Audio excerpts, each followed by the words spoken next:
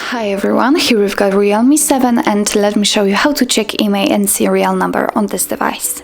So actually we've got two options to choose from. The first one is using the dialer and a secret code, and the second is using the settings. So of course I will show you both. Let's begin with the secret code. So let's tap on the dialer, choose the keypad, and let's type *#06#.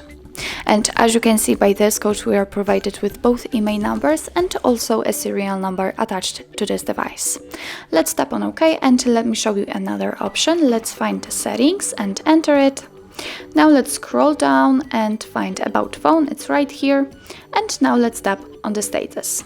And as you can see here, we've got the IMEI numbers for both SIM slots and also a serial number. So that's all. This is how to check IMEI and serial number in your Realme 7.